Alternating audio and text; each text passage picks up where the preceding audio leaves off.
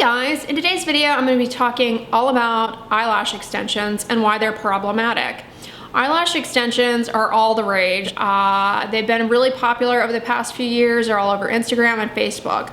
Eyelash extensions are used to enhance the appearance of the natural lash. Basically what it is attaching fibers either from mink, silk, or some sort of synthetic fiber to your actual lash using an adhesive. And lash extensions are intended to last until your eyelashes fall out, as they naturally do, so they last about 1 to 2 months. And so to maintain the look of longer, fuller lashes, the lash extensions have to be reapplied approximately monthly as your lashes naturally are shed. Ophthalmologists and optometrists are seeing tons of cases of complications due to eyelash extensions.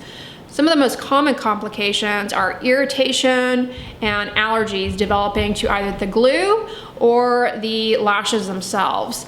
The glue contains something called methyl 2-cyanoacrylate, and allergy to that compound is actually really common. You will find it in adhesives used in nails, artificial nails. You'll find it in lash glues, like what you buy in the drugstore to do your own false lashes with. Beyond contact dermatitis and irritation, a very frequent complication of lash extensions is something called matarosis, which is a medical term for loss of eyelashes. You guys, your eyelashes do much more for you besides just make you look good. Eyelashes serve as a barrier protecting your eye from the outside world. Lash extensions definitely can screw that up, leading to eye trauma and irritation. And another possible complication with the eyelash extensions is that with time, as the adhesive kind of starts to wear down, the lashes, particularly those that are really long, they start to droop, and that can cause corneal abrasions and irritation on the ocular surface itself. And you can also develop along the eyelid a foreign body type chronic inflammatory reaction. And then the other issue with false eyelashes that you may not be aware of is that they actually get in the way of your normal blink reflex. Because of that, people don't end up actually blinking their eyes properly. They instead flutter their eyelashes. The incomplete blinks lead to dysfunction of a little gland on the eyelid called the meibomian gland that secretes out things that lubricate the eye surface. And because of that, you then have this evaporative dry eye problem. Remember, the eyelashes, they're forming a barrier protecting your eye from the outside world. Eyelashes are highly innervated, meaning they have tons of little tiny nerves around them. That's what's helpful in protecting your eyes. That blink reflex, they're just really sensitive to the outside world, and they're very sensitive to irritants. Therefore, when you go putting things like cyanoacrylate glues near the lashes, weighing them down with the false lash fibers, whether they be synthetic or silk or mink, then the lashes really suffer. That leads to a lot of lash breakage. And then you, again, have this impaired blink reflex issue going on that can lead to a chronic dry eye syndrome. You have to go on, medication, have a prescription to manage. It really can cause a lot of problems. The purpose of blinking, in addition to protecting your eye, like, if something gets on it, is that it distributes the tear film across the surface of your eye and eyelid, keeping your eye healthy. So with the false lashes, you have that impaired blink reflex, and that's really just kind of screwing up the natural physiology of how the eye is kept hydrated and protected. Then the other issue with eyelash extensions is that you have to avoid getting them wet. And basically, you can develop what's called a Blepharitis, or which is kind of a dermatitis of the eyelids themselves, of the lid line. And remember, I have a video on Demodex mites. Demodex mites are these little mites that live on the eyelashes. They're not, deadly or anything, but with poor eyelid hygiene, you can kind of get an overabundance of them and which causes an inflammatory response. Your immune response is like, whoa, this is out of control, and you can develop blepharitis. This is particularly problematic for those of you out there who have a condition called rosacea. A lot of you who watch my channel have rosacea, and you may not be aware of the fact that rosacea can and often does affect your eyes, and you are predisposed to dry eyes, and you can develop a blepharitis. Like, the rosacea actually involves your eyes and your eyelids.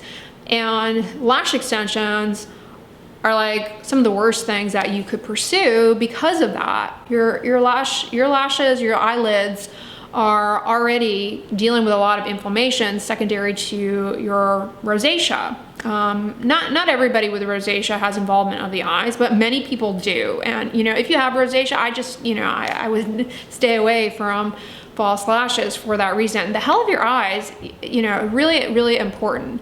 And last thing you want, you guys, is to have to go on some sort of prescription eye medication to control chronic dry eyes from something like lash extensions. So obviously I would heavily discourage anybody with rosacea. And if you have a known contact allergy to anything, really, definitely scrutinize the ingredients on the adhesives that are going to be used and the lashes themselves.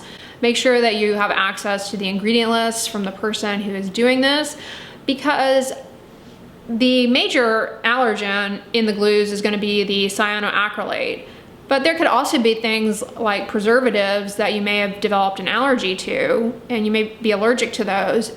A word of caution, editing me here, and I just learned a new fun fact about lash extensions. For those of you with methyl isothiazolinone allergy, and you know who you are, apparently they use these gel pads to the lower eyelids during the eyelash extension application, and those bad boys have MI in them, or methyl isothiazolinone. That's a preservative that frequently people can become allergic to, but even if you're not allergic to it, it can actually be pretty irritating around the thin skin of the eyelids. So make sure that you know that going in. And the other thing that you can do is have the esthetician provide you some of the lash adhesives and do a little patch test on your skin. Basically, just put it on an area like your inner arm or something. Leave it on there for 48 hours and take a look at it. If the skin becomes irritated and inflamed, or any kind of rash, itch, skip. It's gonna just be 100 times worse on the thin skin of your eyelids. Then the other tip is to go to an esthetician who is certified in lash extensions. I think most of them have to have that certification in order to do them. It varies a lot state by state.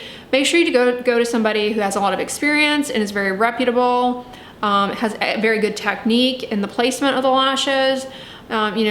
There are excellent people, and then there are bad apples in every profession.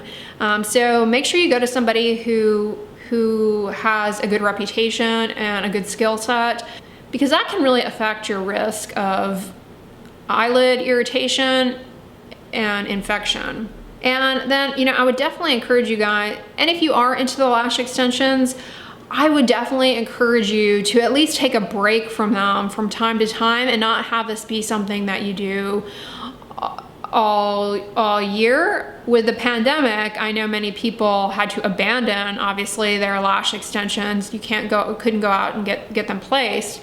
But I would encourage you to take a break from them for several months a year. I'm not sure how frequently you may be doing them, but I would definitely encourage you to take extended breaks from the lash extensions. Everything that I told you guys in this video today, it largely pertains as well to false eyelashes that you would buy in the store. You can develop an allergy to the glue. You can develop an allergy to the lashes themselves. They interfere with the blink reflex. They weigh down the lashes, leading to breakage, lash loss. But the advantage of the falsies over the lash extensions is that you can have better lid hygiene, and you can take them off at the end of the day and give your eyelids a break whereas the lash extensions, you've got them on there 24/7. So yeah, that's what I can tell you guys about lash extensions. Not trying to fearmonger or anything, but I do think it's important to understand the risks. And so comment below, and if you like getting lash extensions, if you've ever had any problems with them, I would love to hear your experience down below. But I hope you guys enjoyed this video. If you liked it, give it a thumbs up, share it with your friends, and as always, don't forget, sunscreen and subscribe. I'll talk to you guys tomorrow. Bye.